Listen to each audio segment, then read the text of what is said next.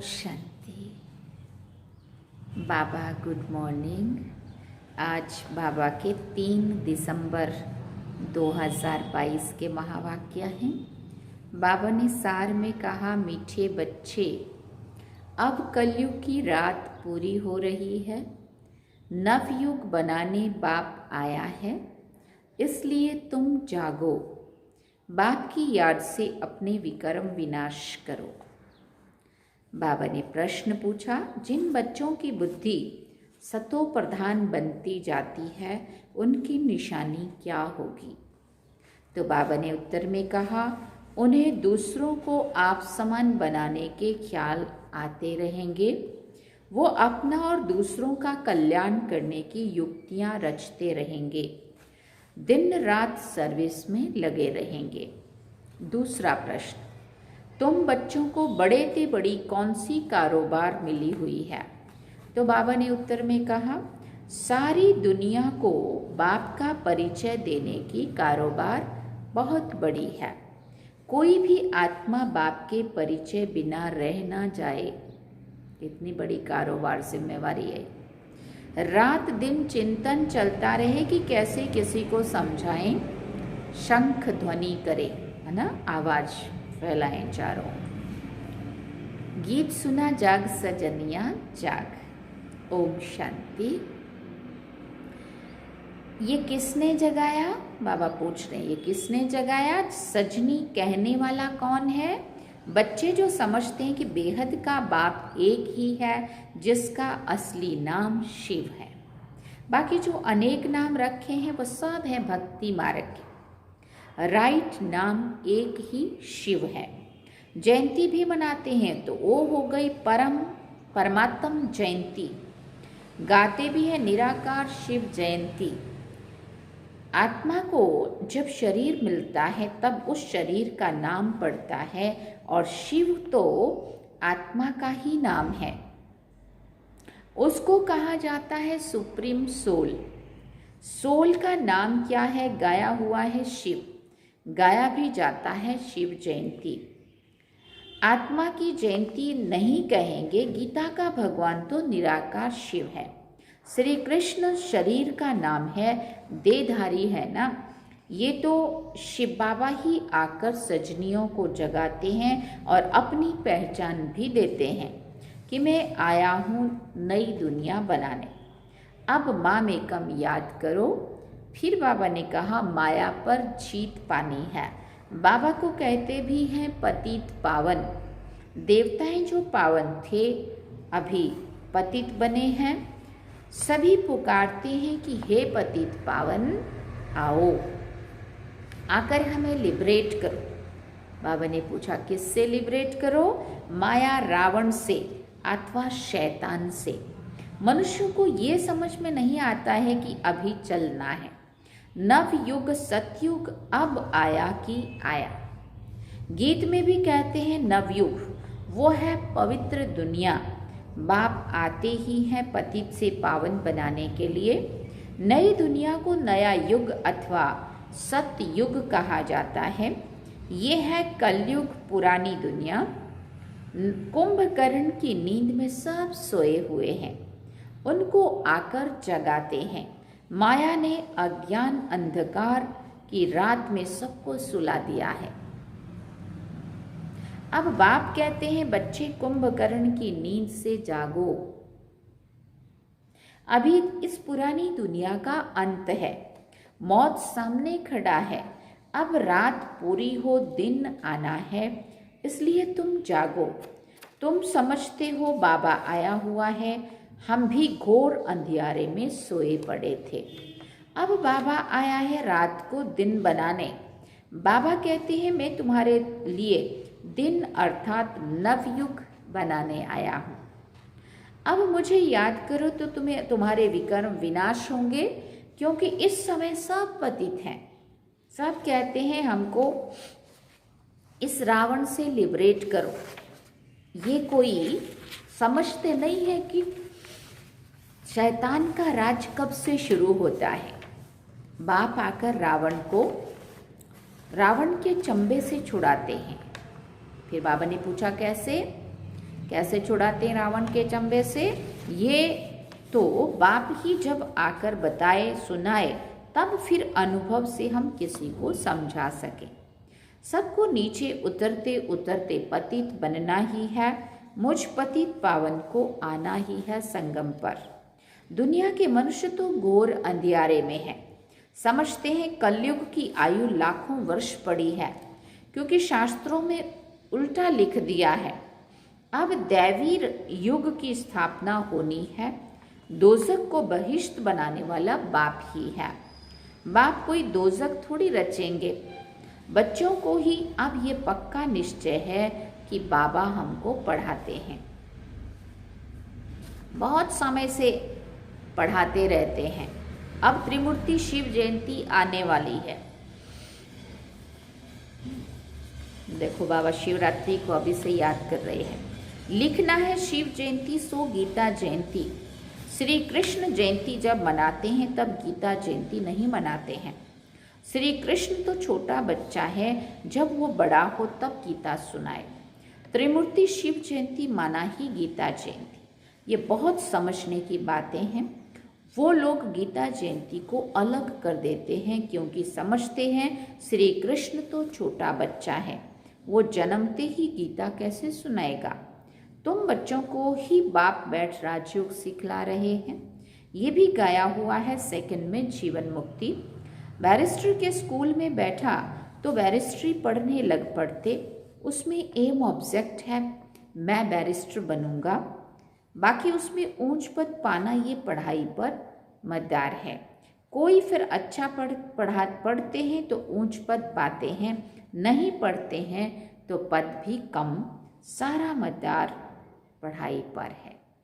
तुम यहाँ मनुष्य से देवता बनने आए हो, परंतु देवताओं में भी नंबरवार मर्तबे हैं। कोई फर्स्ट क्लास, कोई सेकंड क्लास, कोई थर्ड क्लास। ये सब गुप्त बातें हैं कि हर एक अपने अपने पुरुषार्थ से कैसे फर्स्ट सेकंड थर्ड में आते। कोई की बुद्धि में आ नहीं सकता कैसे हम अपना राज्य स्थापन कर रहे हैं। महाभारत लड़ाई भी लगने वाली है, परंतु पांडव संप्रदाय तो लड़ते नहीं है। आसुर और कौरव संप्रदाय आपस में लड़ झगड़ कर खत्म हो जाते हैं। तो अब तुम बच्चों को पुरुषार्थ करना है, समझाना भी है। बाबा समय प्रति समय डायरेक्शन देते रहते हैं। निराकार परमपिता परमात्मा राजयोग कैसे सिखाएंगे? जरूर शरीर में आएंगे ना। बाप श्रीमत दे रहे हैं, बच्चे तुमको याद की यात्रा पर रहना है। मुझे याद करो, यह है योग अग्नि जिससे विक्रम विनाश होंगे। दिन प्रतिदिन तुमको अच्छी अच्छी पॉइंट्स मिलती रहती है। पतित पावन की पॉइंट भी अच्छी है। पतित पावन बाप को बुलाते भी हैं, फिर गंगा में जाकर स्नान करते हैं। तुम लिख सकते हो बड़े बड़े अक्षरों में कि पतित पावन तो परमपिता परमात्मा को कहा जाता है। ज्ञान का सागर भी वही है। सारी दुनिया को पावन बनाते हैं। सारी दुनिया का क्वेश्चन है ना, दुनिया पावन कैसे बने? गंगा जमुना आदि ये नदियाँ तो पहले भी थी, पहले से चली आती है ना। अभी कलयुग का समय है तो कुछ गड़बड़ होती है। सतयुग में सब फिर नदियाँ भी अपने ठिकाने पर आ जाएंगी। सुना, परंतु इनसे पावन कोई बनते नहीं है। बहुत क्लियर करके समझाना है, पर्चे भी बांटने हैं। वो भी आदमी आदमी को देख कर देना है। मुख्य 2-3 पॉइंट्स जरूर समझानी है। वास्तव में इस समय सब पतित विकारी हैं, सबकी उतरती कला है। गुरु नानक ने भी कहा है कि मूत प्लीति कपड़ धोए। भारत को श्रेष्ठाचारी तो बनाना ही है। इनको भ्रष्टाचारी कहेंगे। श्रेष्ठाचारी सिर्फ और सिर्फ देवताएं हैं। इस समय और कोई बन ना सके, क्योंकि माया का राज्य है ना। हाँ, बाकी भक्ति का सुख मिलता है। यहाँ रचना भी कोई योग बल से नहीं होती है, विकार से पैदा होती है। पहले थोड़े होते हैं, फिर वृद्धि होने से आपस में लड़ते हैं। हर एक को पहले सुख और फिर दुख देखना है, ये मनुष्यों की बात है। सतयुग में मनुष्य सुखी हैं तो जानवर आदि भी सुखी रहते हैं। तो बाप समझाते हैं ऐसे ऐसे लिखो। त्रिमूर्ति शिव जयंती तो श्रीमद् भगवत गीता जयंती। फिर समझाना भी है, जो समझते हैं उन्हों की दिल होती है कि ये बातें दूसरों को भी समझाएं। समझाने बगैर वृद्धि कैसे होगी? ड्रामा अनुसार जिनका जो पार्ट है समझने और समझाने का, वो अपना पार्ट बजाते हैं। भक्ति का पार्ट भी दिन प्रतिदिन जोर होता जाता है। गाया भी जाता है, जब भंबोर को आग लगती है तब आंख खुलती है। तुम बच्चों को शंख ध्वनि करनी है। रात दिन चिंतन चलना चाहिए। क्या चिंतन चलना चाहिए? किसी को कैसे समझाएं।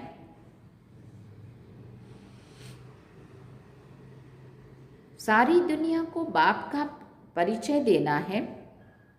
कितनी बड़ी कारोबार है ना। दुनिया कितनी बड़ी है, बहुत धर्म, बहुत खंड है। सतयुग में एक ही धर्म होता है, फिर वृद्धि को पाते हैं। ये भी समझते हो, प्रजापिता ब्रह्मा द्वारा ही ब्राह्मण पैदा होते हैं। ब्राह्मण वर्ण भी नहीं दिखाते हैं तो पैदा करने वाला भी नहीं दिखाते हैं। तो ये समझाना है। कौरव और पांडव दिखाते हैं। तुम हो ब्राह्मण, प्रजापिता ब्रह्मा कुमार कुमारियां हैं, तो प्रजापिता जरूर चाहिए, जिससे भिन्न भिन्न बिरादरियां पैदा होती हैं। देवता क्षत्रिय वैश्य शूद्र दिखाते हैं। बाकी संगम युगी ब्राह्मणों को गुम कर दिया है। गायन भी करते हैं त्रिमूर्ति ब्रह्मा, परंतु त्रिमूर्ति ब्रह्मा का अर्थ नहीं निकलता है। उन्हों को देने वाला कौन? तुम समझते हो, निराकार बाप ने ब्रह्मा मुख द्वारा बैठ समझाया है। ब्रह्मा के मुख कमल से बच्चे पैदा होते हैं। ब्रह्मा मुख से जिन्होंने ज्ञान सुना, वो ब्रह्मा मुख वंशावली बच्चे हुए। हम सभी जब तुमको सुनाए तब वो ब्रह्मा भी सुने। तुम ना होते तो शिव बाबा क्या करते? एक को तो नहीं सुनाया जाता ना। ऐसा तो नहीं है कि शिव बाबा ब्रह्मा बाबा में आए और उनको ही सुनाए और बस ब्रह्मा बाबा में आके हम सबको सुनाते। शास्त्रों में तो एक अर्जुन का नाम लिख दिया है, तो जिस समय जो पॉइंट निकलते उस समय उसी सर्विस में लग जाना चाहिए। तुम्हें हर एक बात बहुत क्लियर करके समझाई जाती है, परंतु योग में रहें, पावन बने, ये मेहनत है। विष छोड़ना कितनी मेहनत है। विष पर ही झगड़ा होता है, तो बच्चों को सर्विस पर ये अटेंशन देना है कि पढ़कर पढ़ाना है। इस सर्विस में ही कल्याण है। फिर बाबा ने कहा ओना रहना चाहिए। जो नए आते हैं उनसे फॉर्म भराने वाले बहुत तीखे चाहिए। फॉर्म भराने समय ये भी पूछो कि तुम साधना करते हो, मुक्ति धाम में जाना चाहते हो ना। मुक्ति धाम का मालिक तो एक ही परमपिता परमात्मा है, वो बाप ही आकर पावन बनाते हैं। ये स्नान आदि तो भारत में ही करते हैं और धर्मों में नहीं करते हैं। पावन बनने के लिए स्नान करने जाओ नदियों के घाट पे, ऐसा नहीं होता। और सभी में वो फिर अपने धर्म स्थापक के आगे माथा टेकते हैं, फूल चढ़ाते हैं, महिमा गाते हैं। उन्हों को तो ये मालूम ही नहीं है कि पतित पावन एक ही बाप है। अभी क्रिसमस में क्राइस्ट का कितना मनाते हैं। देखो आज कितना हुआ, 3 दिसंबर 25 को क्रिसमस डे है, इसलिए बाबा उनको भी याद करें। फिर भी गॉड फादर को याद करते हैं, कहते हैं ओ गॉड फादर, उनको पुकारते हैं। उन्हों को भी, क्रिश्चियंस को भी, बाबा ने कहा उन्हों को भी ये नॉलेज मिलेगी। बाबा तो कहते रहते हैं कि चित्र बनाओ तो विलायत में भी भेज दें। बेहद सृष्टि के कल्याण के लिए बुद्धि चलनी चाहिए। बाबा की बुद्धि चलती रहती है। इन चित्रों का भी कदर बहुत थोड़ों को है। बाप ने दिव्य दृष्टि द्वारा ये बनाए हैं। कितना रिगार्ड होना चाहिए इनसे, तो बहुत भारी फर्स्ट क्लास सर्विस होती है। ड्रामा अनुसार कोई निकलेंगे जो चित्र आदि बनाएंगे। देखो तब अभी चित्र वगैरह ये बने नहीं थे। ड्रामा अनुसार कोई निकलेंगे जो ये चित्र आदि सब बनाएंगे। और फिर बाबा के बच्चे धीरे धीरे निकले, ऐसे ऐसे लोग जिन्हों के द्वारा फिर बाबा ने ये चित्र बनवाए। जगदीश भाई जी और ऐसे सब। आगे चलकर आत्म प्रकाश भाई जी भी है शायद इसमें। आगे चलकर ऐसे बुद्धिवान बच्चे निकलेंगे जो सेवा में नई नई इन्वेंशन करते रहेंगे। जिसे देखते ही दिल खुश हो जाए। अंग्रेजी तो सब तरफ फैली हुई है, भाषाएं कितनी ढेर हैं। सब देशों में अंग्रेजी वाले ज़रूर होंगे, इसलिए बाबा भी अंग्रेजी और हिंदी को उठाते हैं। आखिर सब भाषाओं में निकलेगा। किसी को भी समझाना बहुत सहज है, परंतु देखा जाता है किसी की बुद्धि में नहीं बैठता है तो वो क्या काम करेंगे। धन है तो दान नहीं करते, धन है और दान नहीं करते हैं तो उनको मनहूस कहा जाता है। एक कान से सुनते दूसरे से निकाल देते। हर एक को अपनी उन्नति का ख्याल जरूर होना चाहिए। संघ के रंग में नहीं आना है, सर्विस में बिजी रहना है, नहीं तो बड़ा भारी घाटा पड़ जाएगा। अपनी उन्नति के लिए कोशिश जरूर करना चाहिए। बाबा में जाकर बहुतों को आप समान बनाने की सर्विस करती हूँ, ऐसे ऐसे ख्याल आने चाहिए सेवा के। उनको कहा जाता है सतो प्रधान बुद्धि। तमो प्रधान बुद्धि ना अपना और ना दूसरों का ख्याल करते हैं, उनको बेसमझ कहा जाता है। बाबा कहते हैं सतो प्रधान बुद्धि समझदार हैं। हिसाब किताब भी कोई कोई का बहुत कड़ा रहता है, समझते हुए भी फंसे हुए हैं। समझ में भी सब आ रहा है फिर भी फंसे हुए हैं। इस समय तो रात दिन सर्विस में लगे रहना चाहिए। खुद की ही कमाई है, मुझे बाप से पूरा वर्षा लेना है, नहीं तो कल्प कल्प का घाटा पड़ जाएगा। पहले अपना कल्याण करेंगे तब फिर दूसरों का भी कर सकेंगे। अच्छा, मीठे मीठे सिकिल दे बच्चों प्रति माता पिता बाप दादा का याद प्यार और गुड मॉर्निंग। रूहानी बाप की रूहानी बच्चों को नमस्ते। हम रूहानी बच्चों की रूहानी माता पिता बाप दादा को दिलवा चान सिकवा प्रेम से याद प्यार, गुड मॉर्निंग, नमस्ते, थैंक यू बाबा, शुक्रिया बाबा। धारणा के लिए मुख्य सार है। पहला पॉइंट, ज्ञान धन का दान करने में मनहूस नहीं बनना है, अपनी और दूसरों की उन्नति के लिए युक्तियां निकालनी है। दूसरी बात, मनुष्य से देवता बनने की पढ़ाई पढ़नी और पढ़ानी है। सर्विस और पढ़ाई पर पूरा अटेंशन देना है। कड़े हिसाब किताब को योग बल से चुकतू करना है। क्या करना है?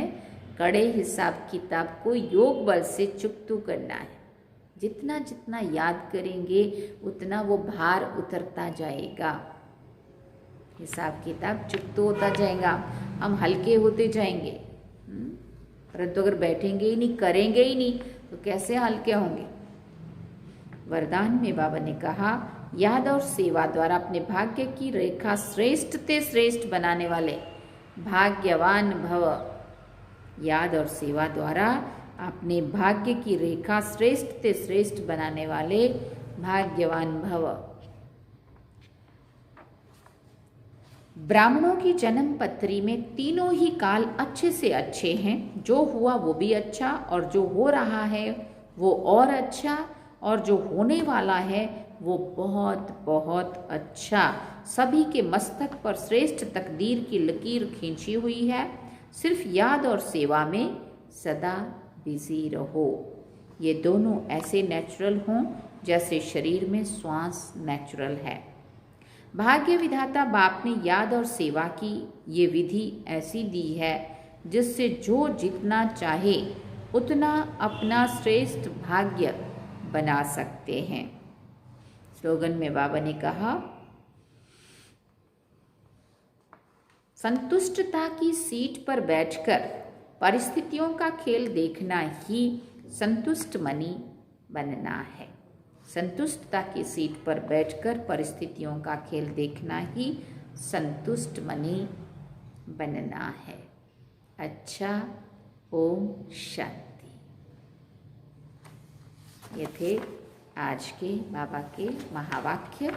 बाबा ने सार में कहा, मीठे बच्चे, अब कलयुग की रात पूरी हो रही है। नवयुग बनाने वाला बाप आया हुआ है, इसलिए तुम जागो, बाप की याद से अपने विकर्म विनाश करो। बाप की याद से अपने विकर्म विनाश करो। और गीत क्या सुना? जाग सजनिया जाग, नव युग आया की आया सजनिया जाग। अच्छा, ओम शांति। ये थे आज के बाबा के महावाक्य। अब हम बाबा को याद करेंगे। चलिए बाबा